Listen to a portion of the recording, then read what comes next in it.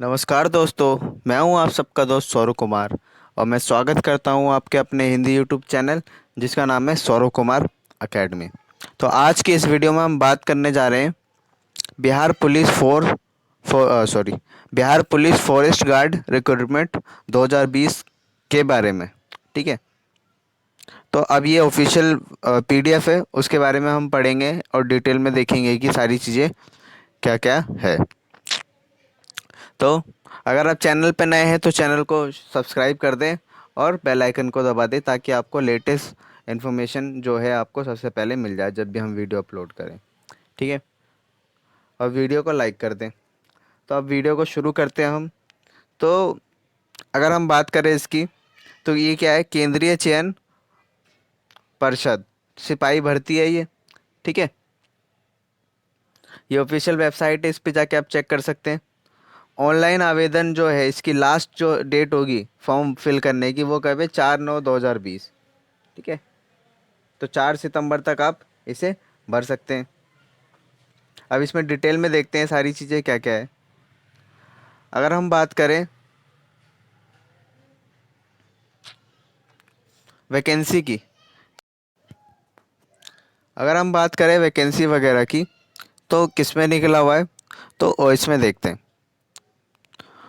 तो टोटल जो वैकेंसी है आपकी, टोटल वैकेंसी जो है 484 पोस्ट के लिए निकली हुई है। ठीक है, 484 पोस्ट के लिए निकली हुई है। अब इसमें देखते हैं कि कितने आरक्षित है, कितने अनारक्षित है, क्या क्या चीज़ें होंगी आपकी, वो देखते हैं। तो जो सामान्य वर्ग है आपका, जनरल कैटेगरी के लिए कुल पदों की कुल संख्या कितनी है, 186। ठीक है। और क्या दे रखा है, 35% शैक्षिक आरक्षण के फलस्वरूप महिलाओं के लिए अनुमान्य पदों की कुल संख्या, तो महिलाओं के लिए कितनी है, 58 है जनरल में। ठीक है। अगला जो है आपका ईडब्ल्यूएस के लिए, तो ईडब्ल्यूएस के लिए कितनी है, सॉरी, ईडब्ल्यूएस के लिए कितनी है, 41 है। ठीक है। और महिलाओं के लिए कितनी है, उसी में 12 है। अगर यही बात करें एससी की, अनुसूचित जाति की, तो कितनी है, 72 सीटें हैं, जिसके अंदर महिलाओं के लिए 25 सीटें हैं। और क्या दे रखा है, अनुसूची एसटी के लिए कितनी, 7 सीटें, महिलाओं के लिए 2 सीटें। और अन्य पिछड़ा वर्ग, ठीक है, अन्य पिछड़ा वर्ग जो है उसके लिए 46 है। और महिलाओं के लिए कितनी है, 17 सीटें। और जो पिछड़ा वर्ग है उसके लिए कितनी है, 125 सीटें। ठीक है। बैकवर्ड क्लास के लिए 125 सीटें, बाकी महिलाओं के लिए कितनी है, 17 सीटें। और बैकलॉग पदों की संख्या कितनी है, 71 है इसके अंदर। और जैसा बताया मैंने आपको कि टोटल सीटें कितनी है, 484 जो है टोटल सीट होगी, टोटल वैकेंसी होगी।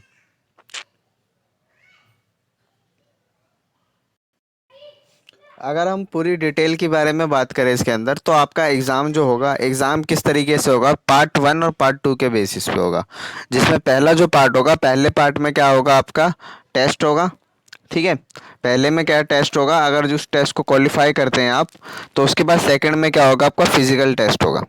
ठीक है, फिजिकल टेस्ट वगैरह होगा। सारी डिटेल बताता हूँ, पहले टेस्ट के बारे में जान लेते हैं। जो आपका टेस्ट होगा, प्रथम चरण होगा, उसमें क्या होगी, लिखित परीक्षा होगी। लिखित परीक्षा होगी जिसके अंदर आपको क्या है कि 2 घंटे का समय दिया जाएगा, प्रश्न पत्र के अंदर 2 घंटे का समय दिया जाएगा। ओके। और आपकी क्वालिफिकेशन क्या होनी चाहिए, 10th+2 का छात्र होना चाहिए कम से कम, है ना।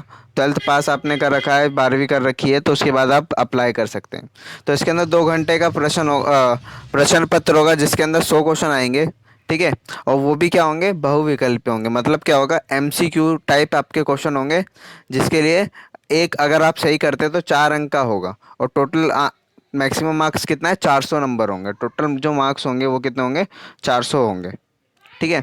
अब उसके अंदर जो भाग 1 है उसमें कितना होगा, में 30 प्रश्न है।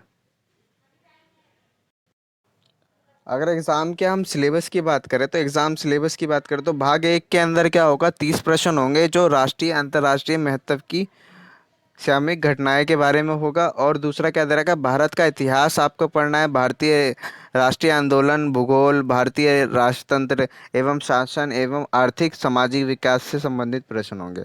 भाग 2 के अंदर क्या होगा, 25 प्रश्न होंगे, जिसके अंदर क्या होंगे, 10वीं कक्षा के स्तर से आधारभूत संख्याकन, आंकड़ों का निर्वाचन, ये सारी चीज़ें होंगी आपकी।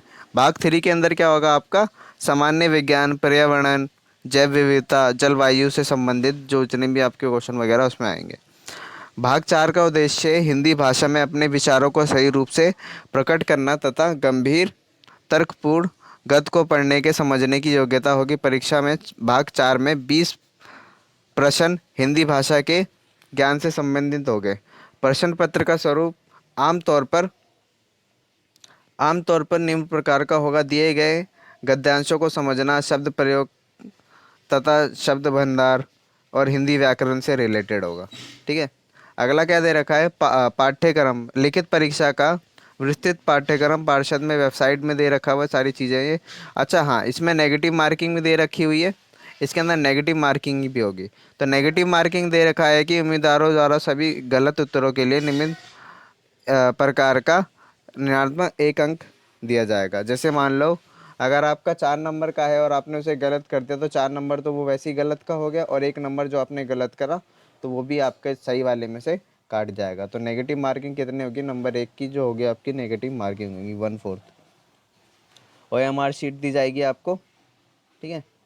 लिखित परीक्षा में अभ्यासी OMR शीट जो दी जाएगी उससे आपको रोल नंबर जो है सारी चीज़ें डिटेल आपको भरना होगा।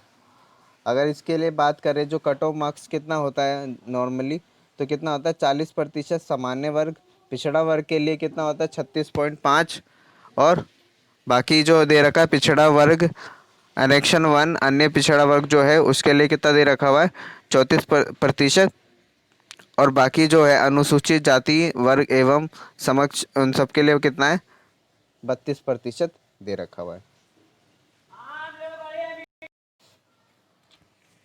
अगर आपने रिटर्न टेस्ट पहला पास कर दिया उसके बाद क्या होगा, फिजिकल टेस्ट होगा आपका। ठीक है। फिजिकल टेस्ट के अंदर जो कुछ चीज़ें बोल रखी है वो देख लेते हैं पुरुष और महिलाओं के लिए। तो न्यूनतम ऊंचाई जो हाइट होनी चाहिए कितनी होनी चाहिए, 165 सेंटीमीटर होनी चाहिए। जनरल कैटेगरी के लिए कितनी होनी चाहिए, 165 होनी चाहिए। मतलब सभी कैटेगरी के लिए 165 होनी चाहिए। बाकी SC ST के लिए कितनी होनी चाहिए, 160 होनी चाहिए। अब आपको जो है न्यूनतम सीना जो फुलाना होगा वो जनरल के लिए कितना है, मतलब बाकी सारी कैटेगरी के लिए कितना है 81 है, और SC ST के लिए कितना है 79 है। सीना का न्यूनतम कितना होना चाहिए, 5 सेंटीमीटर तो आपको फुलाना ही है, चाहे आप SC ST के हो चाहे जिस भी कैटेगरी के हो, आपका 5 सेंटीमीटर तो फूलना चाहिए। पैदल चलने की क्षमता जो है आपको कितनी होनी चाहिए, 4 घंटे में 25 किलोमीटर। ठीक है। तो 4 घंटे में 25 किलोमीटर जो है आपको चलना होगा, वॉकिंग कम से कम 4 घंटे में 25 किलोमीटर का डिस्टेंस जो है आपको करना होगा। ये मेल के बारे में था। महिलाओं के बारे में अगर बात करें तो न्यूनतम जो हाइट है वो कितनी होनी चाहिए, 155 सेंटीमीटर होनी चाहिए SC ST के लिए। बाकी सारे वर्गों के लिए कितना होना चाहिए, 160 सेंटीमीटर चलना चाहिए। पैदल चलने की क्षमता जो 4 घंटे में 14 किलोमीटर तो वो कम से कम चल सकें, 4 घंटे में 14 किलोमीटर तो कम से कम उन्हें चलना ही है। तो यही सारी डिटेल थी इस वीडियो के अंदर। ठीक है। आप एलिजिबिलिटी क्या 10+2 के छात्र होने चाहिए, लास्ट डेट, और जो आपकी एज लिमिट की बात करो तो कितने 18 से लेके 23 साल की जो एज लिमिट है। बाकी अलग से रिलैक्सेशन जो है दे रखा है, जैसे OBC के लिए 3 साल का है, OBC के लिए 3 साल का होता है, SC ST के लिए 5 साल का होता है। इसी तरीके से सारी जो है आपकी रिलैक्सेशन के बारे में दे रखा हुआ है। ये बेसिक डिटेल थी आपकी। ओके। और भी अगर कुछ छूट गया है, कुछ आपको जानना है तो आप बता देना। हाँ, एक चीज़ और रह गई, जो फ़ीस की बात करें तो जो फ़ीस होगी आपकी जनरल हो गया, OBC हो गया, EWS हो गया, तो उसके लिए कितनी फ़ीस है, 450 है। बाकी SC ST के लिए फ़ीस कितनी है, 112 जो है आपकी फ़ीस होगी। ओके। आप ये ऑनलाइन पेमेंट के थ्रू आप कर सकते हैं, चाहे SBI ई चालान मोड से भी आप भर सकते हैं। ठीक है। तो आज की वीडियो में इतना ही। बाकी आपको वीडियो कैसी लगती है मुझे कमेंट करके बता दें। अगर वीडियो से थोड़ी बहुत भी इन्फॉर्मेशन मिली है आपको तो लाइक कर दें। कोई डाउट वगैरह है तो कमेंट कर दें। ठीक है। कोई डाउट वगैरह है तो कमेंट कर दें, और अगर चैनल पे नए हैं तो चैनल को सब्सक्राइब कर दें। जिससे हमें मोटिवेशन मिलते रहता है और अच्छी अच्छी से कंटेंट हम आपके लिए लाते रहेंगे। Thanks for watching.